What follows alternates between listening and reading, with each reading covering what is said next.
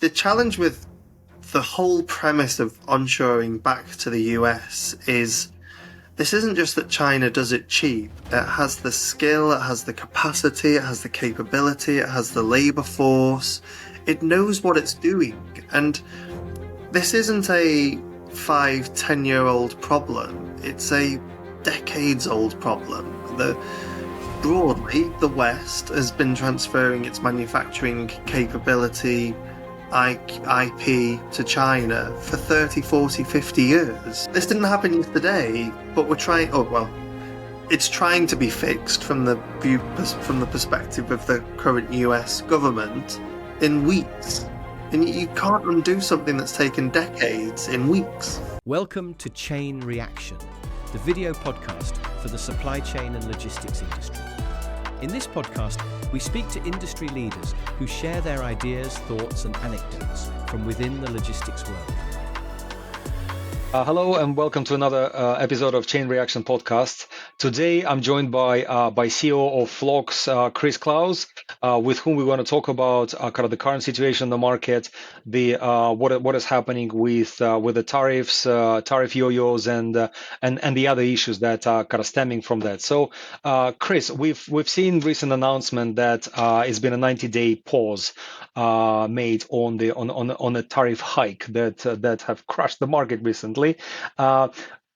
Obviously, financial markets reacting immediately to this kind of news, one way or the other, but it's a much more delayed effect on a supply chain. There's a lot of consideration that many people will have to put into what are they going to do about those tariff changes and the uncertainty that the 90-day pause brings. So, what would you say in that? I think it's actually quite a good analogy to the financial markets. And I think if you're a supply chain logistics shipping manager today, your next 90-day plan, whatever you were planning on doing, has been completely thrown up in the air.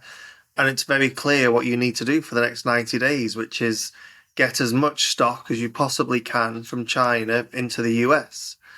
And I think that firefighting is one of the challenges that the industry has an absolute whole. We have gone from one crisis to another in the UK with Brexit, and globally we've had COVID-19, bullwhip effect, sales, inflation, war, pirate attacks.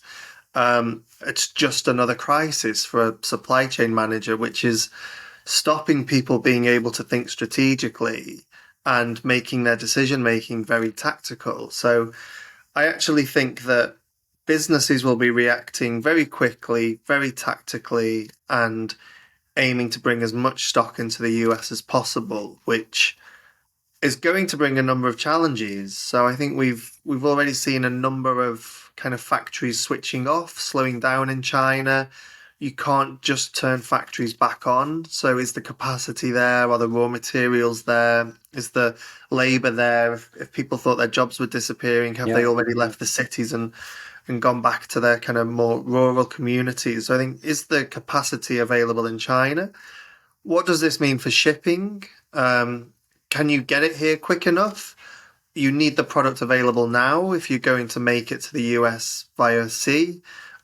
Is the capacity there in air freight lanes? And conversely, there might be capacity available because of changes to de minimis rules and Shein and Temu reducing their shipments. So is there actually a lot of air freight capacity available? Do you need to pay a higher for your cost of goods? And then once you get it to the US, can you get it through customs? Are there enough people there? Are they going to delay it, either politically or non-politically motivated? So are we going to see delays at borders? And then once it's in the US, is the truck capacity there to get it to warehouses? And is the capacity there in warehouses? And are people going to be looking to make a quick buck? I think in COVID, we saw in the UK, at least, prices hit £3 per pallet per week. I think we're back down to almost near historical lows. So are we going to see £3, £4, £5 or dollars again? So but versus a 200% tariff, all of that additional cost is well worth it. So our business is going to get it in as quick as they can, pay the additional fees, assuming that tariffs will come in 90 days' time? Or are they Mhm. going to wait, hope the tariffs don't come in, and actually they'd end up being the winner because they haven't bought product at the top of the Yeah, cycle? So I think really interesting. And actually, today's logistics manager, to go back to your original point, yeah. has almost become a stockbroker. That they're guessing when they should buy. Well, it's interesting that you said that. So on one hand, it's absolutely the direct impact, especially on the U.S. trade lanes and the U.S. capacities, or the capacities that serves the U.S. market. But there is a secondary effect on the European markets, because imagine that you limited on capacity, you limited on product, you limited what's being made, and now a big buyer from the U.S. comes in, buys everything, and there is not enough left for Europe. So we end up having no toilet paper on the shelves, figuratively speaking, and that is kind of the secondary impact that also has kind of the knock-on effects. That is the kind of the delayed and unpredictability of the problem that unfortunately kind of creates quite a lot of perspiration Yeah, among the industry players, I'm sure. absolutely. And I think you can kind of go round this and say, well, here's a trigger and here's an effect. And it just keeps going in a continuous circle forever. Because equally, I think the Chinese government or representatives have come out today expressing concern at the UK's trade deal with the US and how that might Yeah, affect relationships between the UK and China. And you're like, so okay, I mean, robbing Peter to pay it's Paul, between a rock and a hard place. So whichever end you exactly. can't win. I Yeah, think there's many analogies you could take. it's a domino But effect, equally, absolutely. yeah, absolutely. But I think Merz the other week in Germany said there are more consumers in Europe than in the US. I don't think they have the buying power of the US, but you've got a market Mm, of 550 million people add in the UK versus 350 million people, and it's like who's going to win? And I think that's what Trump has thrown into the air. Old yeah. relationships don't mean anything or mean less now, and it's become the art of the deal, I think, to quote Mm, Trump. yeah. And it now is about who can win. It's not about creating win-wins. It's who's going to win and absolutely wipe the floor with someone, which is a very different political and business landscape to I've been working for 20 years and I don't think I've ever really worked in that kind of environment. You are listening to Chain Reaction. This podcast is brought to you by FLOX, the leading marketplace for the supply chain and logistics industry. Visit flox.is to find out how you find the perfect supplier or make your services available to prospective buyers. Thanks for tuning in. Now back to the show. And no, that's exactly, it's a one in generation type thing. But it's interesting. So we're talking about the problems at a fairly high level. But then if we get down to kind of minutia of logistics operations, the trucks, the capacities, the stuff that I need to do tomorrow, it's actually the whole thing is up in the air at the moment. It's very hard to forecast, very hard to anticipate, very hard to price, very hard to understand exactly how am I going to make money? Am I going to retain the business? Am I going to be able to keep the margins and so forth? And this is kind of this also kind of it almost comes back into our discussion that we had the other day about, well, how can people on the ground manage the whole thing, because the traditional way of working through kind of Excel spreadsheets, emails, and telephones is actually beginning to get stretched too far beyond the capability of what the current what the traditional way of working is, and it's very hard to anticipate. We've seen that, unfortunately, also with the increasing level of bankruptcies that people have been declaring, well, at least in the UK, but also seen globally in the logistics and the transportation sector. So that is a quite a tough nut to crack. So what is your perspective on this? I think the million dollar question, I think if that can be solved, then whoever solves it becomes quite rich. And I think that kind of the next 90 days, I don't think people are even using spreadsheets. I think they're Mm, reacting, making very quick decisions, gut feel, ringing yeah, a Chinese supplier and saying, "Can you get me yeah, 10,000 units to Nevada by a bit within the next 90 days?" They go yes or yeah. no, and then if it's yes, it's make it happen. And you don't even need a spreadsheet to do that. I think people are I think people are very much operating on gut and gut instinct at the Mm, moment. I think the other thing that I'd say is if you've currently got SAP or Oracle or Microsoft as your ERP, and you following very rigid processes that are very well defined, and it was a $10 fairly million stable. Yeah. implementation, and you've mapped it out in the workshops and brown papered them and know exactly what you're doing. I'd be interested to know how those systems have reacted in the past few years, where we've been in a perma Mm, crisis, and how those systems are reacting now. So what's better actually? No system, and you mm, get to yeah. react, but you have no audit trail, or a system that you're really fudging processes through so that you can react and be more agile. How do you find something that sits in the middle? Well, from what I've seen, is it tend to be various workarounds. Because I mean, if you've implemented SAP and it's been working for a decade, and now you got into this kind of the stop-start supply chain operations, you're not gonna dismantle your SAP. You're gonna keep using it. You're gonna keep using it as a kind of economic and the data and the finance repository. But you have to then fudge the inputs with the various workarounds and getting adjustments and the manual inputs and the Z reports and so on and so forth to actually be able to keep it at least up to speed. But the decision making is no longer done in the system, or probably sometimes even with the help of the system. It now goes back into kind of bespoke, ad hoc, as you said, telephone calls based on availability or very quick kind of fact packet calculations that people could be having in Excel spreadsheets or like literally on a napkin, that gives them, because what you're saying, that if an American buyer says to a Chinese supplier, I need 10,000 widgets in Nevada in 60 days, and the Chinese supplier may say, well, I'll sell it to you at five, and at $5 a piece. They say, okay, well, fine, ship it.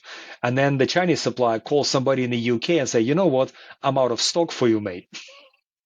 You have to wait for another 90 days for this, and it may, and obviously that will impact availability here in Europe, and that becomes a very complicated kind of the network effect. You pull the thread and you don't know exactly where it's going to come out.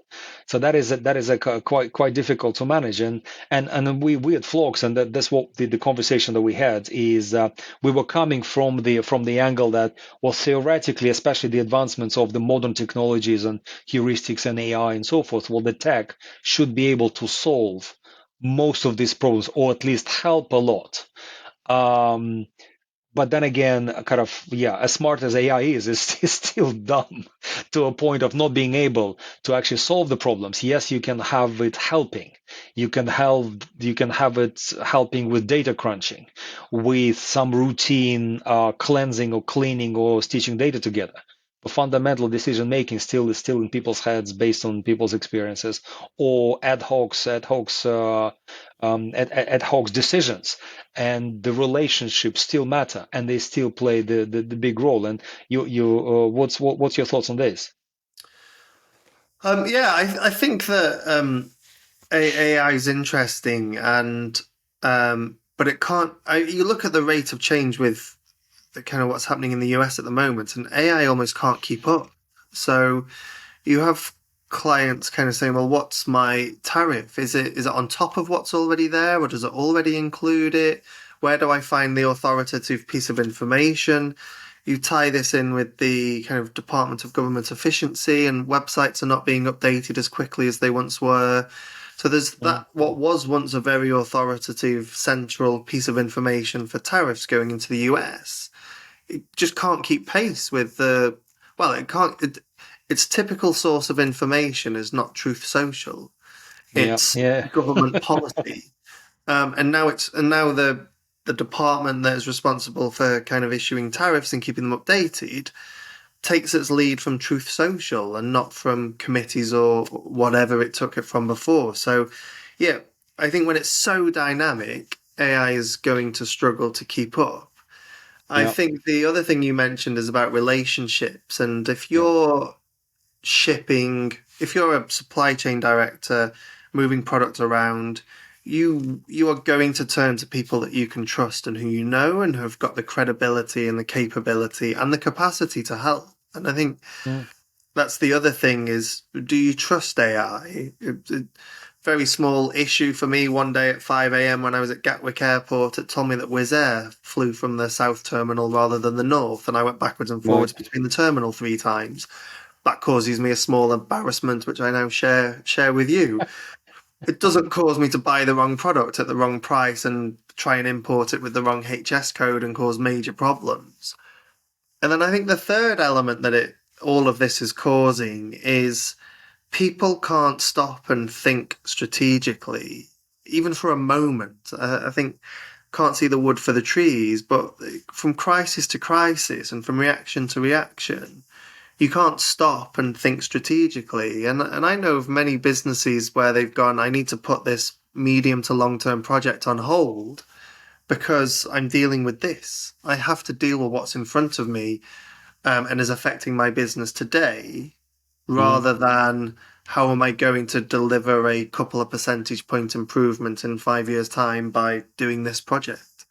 And I think that's really dangerous for businesses because we might the pace of kind of genuine change, genuine adoption of AI, Mm. genuine change to processes and way that people work, autonomous vehicles, like there's a risk that all of that starts to fall away because we're dealing with fires. Yeah, and even beyond just not just AI, sorry, but also just a simple kind of visibility, transparency. So when people are sort of jumping from Excel spreadsheet into AI, for many it's like too big a leap to jump over, and it's. Even the visibility type thing, when you're firefighting, you can't get your head up and actually and think you think about immediately. Well, that shipment and that shipment. What am I going to do tomorrow? How much labor cost I'm going to have in my warehouse next week because I don't know half of it is agency and I need to call them on or call them off. So that kind of firefighting does not allow people, does not give them space to make any kind of strategic decision. And Absolutely. and I've seen them, and many are making very defensive decisions. They Yeah, may be to the detriment to the future improvements or growth or something, but it is defensive. It's very. I want to protect what I have now because I'm afraid I'm going to lose it. yeah. Whether it's a good thing or bad thing, I mean, in the short term, maybe good, but how it's going to play out in the longer term, I think we will see. I completely agree. I think those I if you were in a supply chain role right now, you have to be making defensive movements. It would be Mm, an incredibly brave person that says, I'm going to bet that X is going to happen, and therefore I'm going to do Y, which is against the grain of everybody else. That would be a yeah, brave yeah. decision. Let's see if we can find that person and get them on.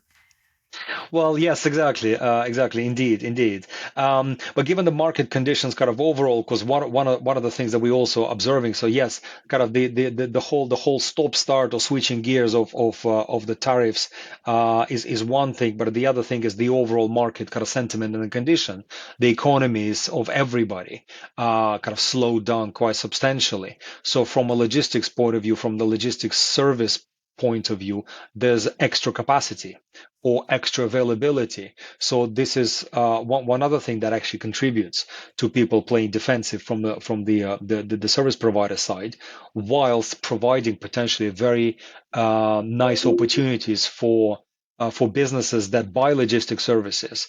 They can secure, if not commercially mega attractive deals, but they can be very attractive from the service proposition, from the value add point of view. It can be taken advantage of. So I mean, this like what's the Chinese character is for risk versus opportunity. This is kind of exactly the situation is. So on one side it is a risk, but I think for the ones that are visionary, for the ones that actually are able to see the wood for the trees, they can actually make the decisions that will set them on the right path. As we're going to be coming out of this, we will be coming out of this. It's just whether somebody's going to be ride the wave or somebody's going to be swept away. So Yeah, this I is my think thinking. you look at all the tech companies, or predominantly tech companies that came post financial crash in 2008. Hmm. And they're, I think, apart from Microsoft, maybe they're predominantly the top seven or the what do they call them? Then the The the Magnificent Seven, yes. Magnificent Seven, yeah. Yeah. But I think that's when they really started to accelerate, and have really grown, and particularly, I guess, Facebook and Meta, and Mm. Nvidia, I think, is even newer than that, or certainly it's NVIDIA growing. is fairly recent. That's why, yeah, AI kicked off NVIDIA's performance. Yeah, And absolutely. who knows what comes out of this? So, are supply chain visibility tools? Is it people that can, does 3D printing actually finally make its way into the mainstream because Yeah. it can react quicker when you've got an agile supply chain and you don't need tooling? The challenge with the whole premise of onshoring back to the US Mm. is this isn't just that China does it cheap. It has the skill, it has the capacity, it has the capability, it has the labor force. It knows what it's Yeah. doing. And this isn't a 5, 10-year-old problem. It's a decades old problem. Yeah, indeed. Broadly, the West has been transferring its manufacturing capability, IP to China for 30, 40, 50 years. This Mm. didn't happen yesterday. You And almost said IQ, but I think you would be right to well, actually say that maybe as I'm well. like you. Yes. This didn't happen yesterday, but we're trying. Oh well, it's trying to be fixed from from the perspective of the current US government in Yeah. weeks. And you Yeah. can't undo something that's taken Oh, decades in weeks. yeah. No, absolutely, absolutely, absolutely. Without kind of ripping something apart, and damaging something, and there's a law of unintended consequences is going to play out. So I think no, that was great. That was great, Chris. I think we had a very interesting conversation. We'll try to keep this kind of updates and this kind of chats regular. But I think for today, I think we've covered quite a topical issue, and at some length, and we'll be happy to kind of to repeat this in sometime near future. Look So forward thanks to it. again, Chris. Yeah, thanks again for joining me, and yeah, look forward to the next one. Cheers, Thanks a lot. Michael. Bye. Thanks for tuning into Chain Reaction. We hope you enjoyed the show. Please don't forget to subscribe. If you have a story or opinions to share from your sector, we'd love to hear from you. Simply reach out to Chain Reaction or visit flox.is for more information. See you next time.